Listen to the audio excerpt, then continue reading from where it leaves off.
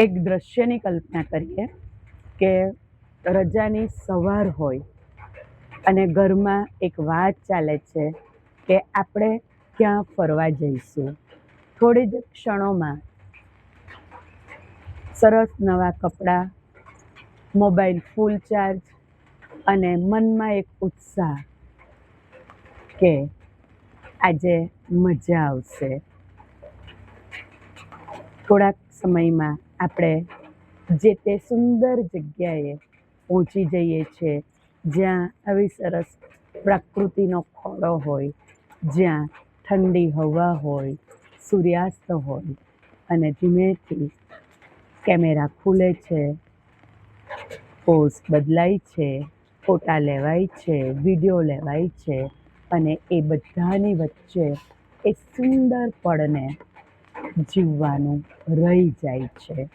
પ્રશ્ન આજનો એ છે કે આપણે જીવનનો આનંદ લઈએ છીએ કે જીવનનું પ્રદર્શન કરીએ છીએ. મનોવિજ્ઞાન એમ કહે છે કે આનંદ ત્યારે જ જન્મ લે છે જ્યારે આપણું મન વર્તમાન પળમાં હોય.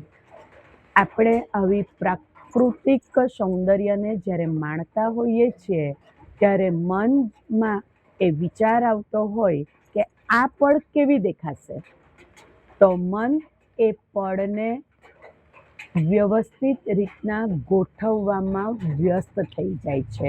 એટલે એક સુંદર મજાની ક્ષણને માણવાનું ભૂલી જવાય છે. તો મન જ્યાં હાજર નથી ત્યાં આનંદ ઉદ્ભવતો નથી. આપણે દરેક ક્ષણ વર્તમાન પળમાં જીવવાની છે. આજનું પરિવર્તન આપણે આવી સરસ મજાની પ્રાકૃતિક સવાર હોય, પ્રાકૃતિક સાંજ હોય, દરિયા કિનારે જતા હોય, કુદરતની વચ્ચે જતા હોઈએ અને પરિવાર આપણો સાથે હોઈએ ત્યારે જરૂરથી ફોટા પાડજો, મોબાઈલમાં એને સંઘરજો, પરંતુ આપણા નજીકના વ્યક્તિ સાથે એક ક્ષણમાં જીવી લેજો, એક ઊંડો શ્વાસ લેજો અને એ સૌંદર્યનું રસપાન પોતાની આંખ અને હૃદયમાં સાચવજો. આજની ગોલ્ડન લાઈન: જીવન પ્રત્યેક પળે લોકોને બતાવવા માટે હોતું નથી. જીવનની પળો આપણા પોતાના આનંદ માટે પણ હોય જ છે.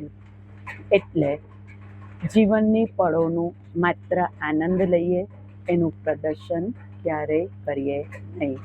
મિત્રો, તમને આવી મારી યુટ્યુબ 1 મિનિટ એક પરિવર્તનની શ્રેણીમાં અલગ અલગ ટોપિકો, વિચારો જો પસંદ આવતા હોય તો જરૂરથી મારી ચેનલને સબસ્ક્રાઈબ કરજો અને તમારા અભિપ્રાયો પણ કોમેન્ટમાં જણાવજો કે હવે આપણે આગળ કયા વિષયો સાથે ચર્ચા કરીએ.